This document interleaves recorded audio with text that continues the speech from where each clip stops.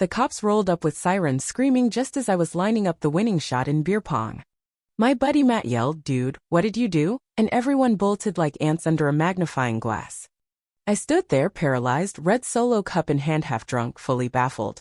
But instead of slapping cuffs on me for our so-called illegal hangout, the officer brushed past me, locked eyes with Lisa, the neighborhood's resident thundercloud, and said, "You're under arrest for embezzlement."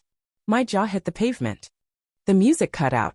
Lisa screeched something incoherent, and just like that, the wildest party of the year morphed into a real-life episode of Suburban Showdowns.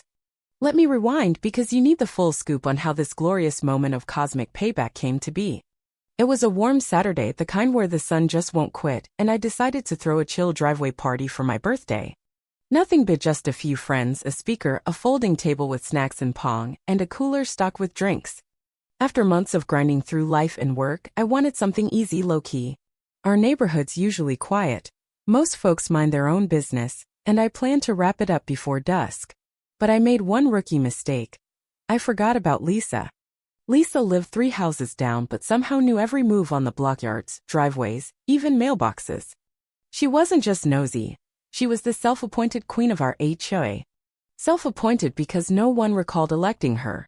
She clung to that role like a lifeline, enforcing rules like they were sacred commandments. I once got a snarky note on my door for leaving my trash bin out 6 hours past pickup. Another neighbor got fined for planting daisies that didn't match the HOA's approved pallet daisies, man. So when she stormed over in her khaki shorts and clipboard-wielding rage, we all knew trouble was brewing. She didn't knock or say hi. "This VYOLAT Section 3B of the HOA Guidelines," she shrieked, her voice sharp enough to cut steel. "No unauthorized gatherings over 5 people. I glanced around, maybe 10 of us total.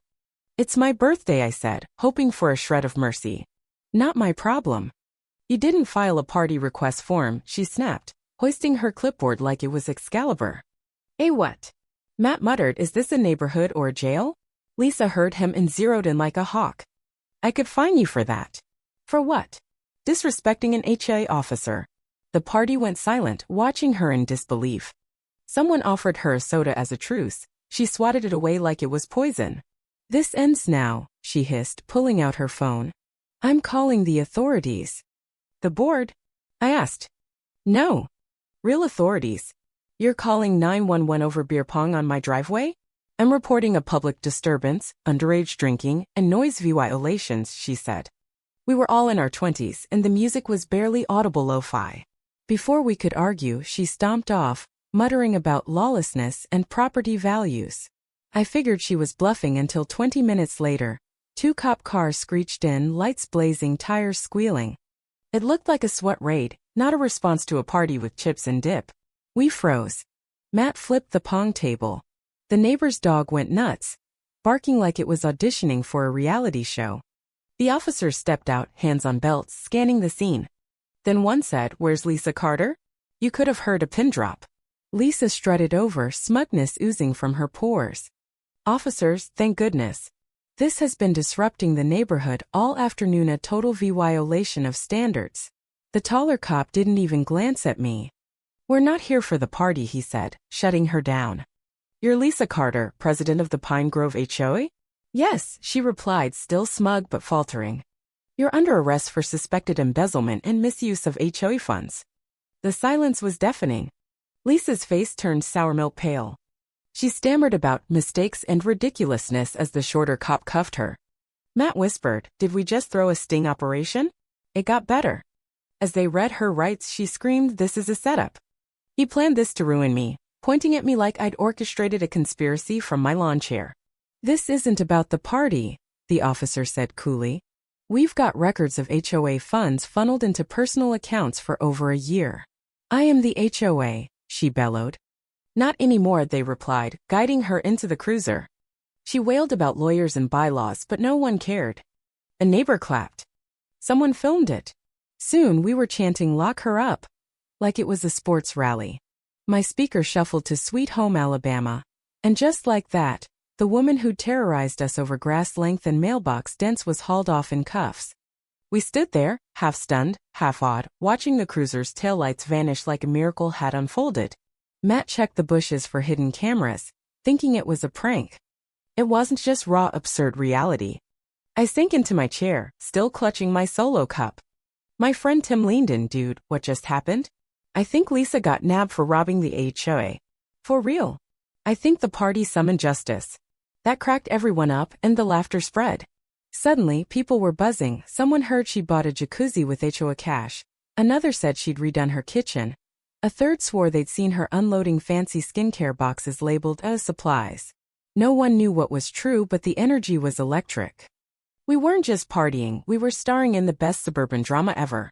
10 minutes later, the cops returned. No rush, no sirens, just strolling up. The tall one asked, "Who's the homeowner?" I raised my hand, bracing for trouble. "Mind if we talk?" he said. Everyone hushed, expecting me to get busted too. "Sure," I replied, stepping aside. "You're not in trouble," he clarified, and I nearly collapsed with relief. "How long you lived here?" 3 year. Bought it during lockdown. "Any run-ins with MS Carter before today?" I chuckled. "Tons. She fined me for everything, leaving a hose out, not pressure washing my driveway. She once said my wind chimes were too loud." "What did she say today?" "That the party was illegal, called it a disturbance." He nodded. "Typical. Look, we've been investigating her for months. Your party just happened to align with it." "Wait, what?"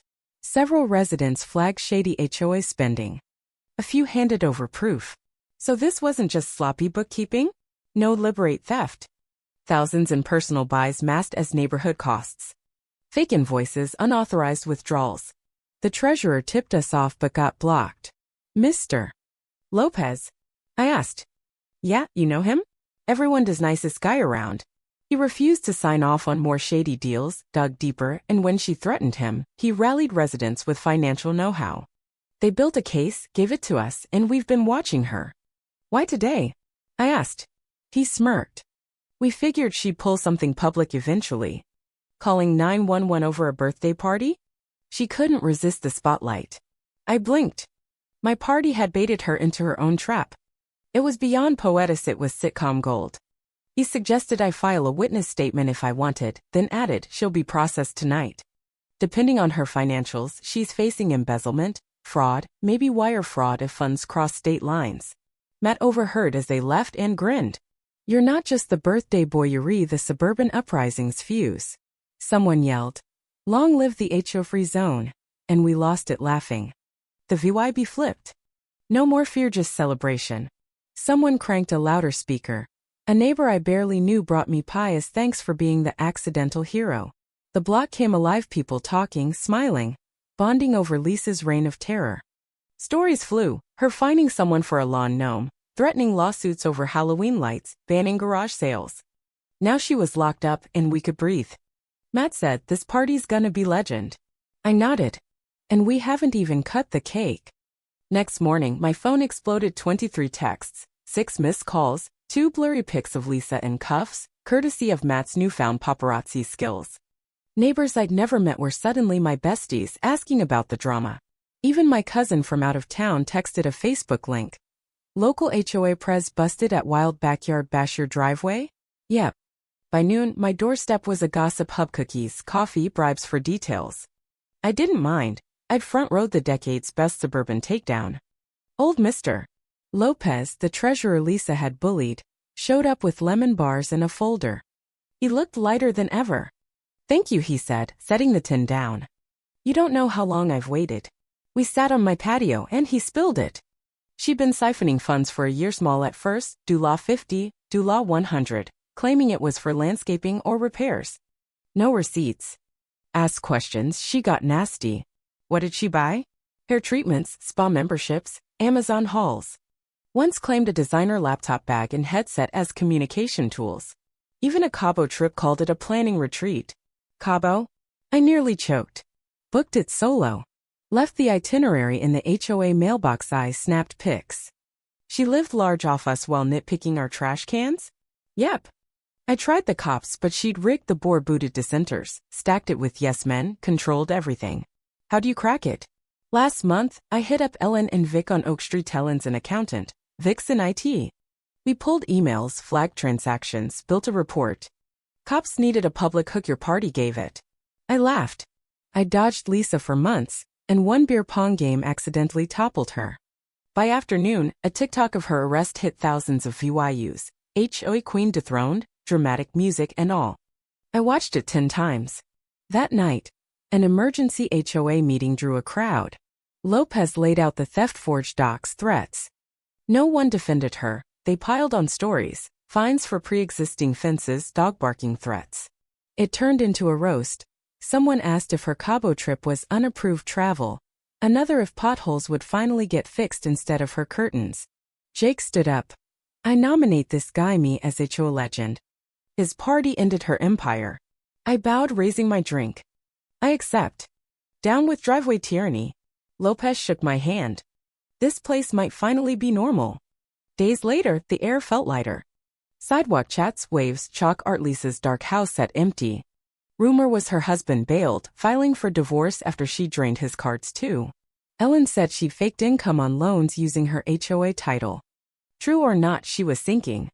We mocked her into healing memes like, Karen would have find this sprinkler, t-shirts with her mugshot.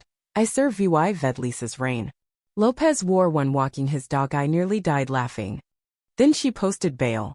Ellen called, half cackling, half fuming. She's out.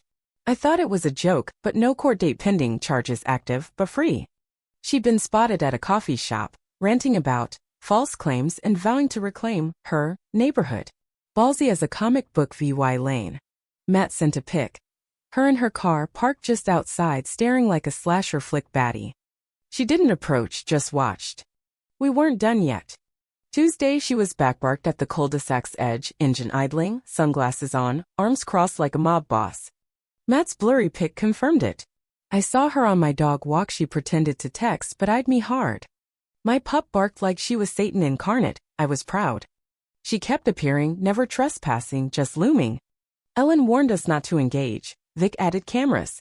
She wasn't scary, just pathetic, a raccoon clawing from a trash fire.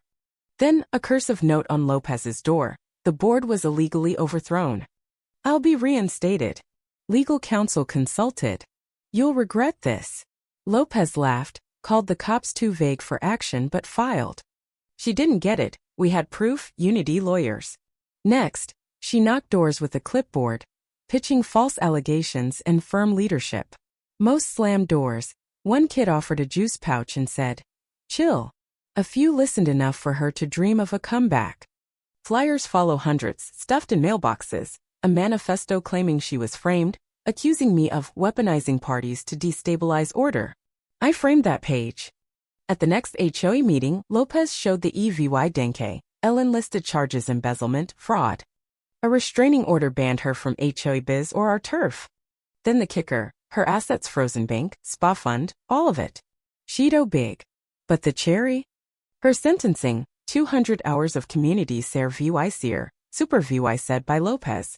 A week later, she stepped from a city van in an orange vest, litter grabber in hand, face like she'd licked a battery. Lopez watched, clipboard in hand, as she cleaned the sidewalks she'd once policed. Kids drew chalk crowns, someone played Circle of Life. She picked up trash in silence, and scraping gunk off her old fine zones was pure poetry. Her reign was dead. The party became a community stronger, freer. The driveway that felled a tyrant? Forever legend.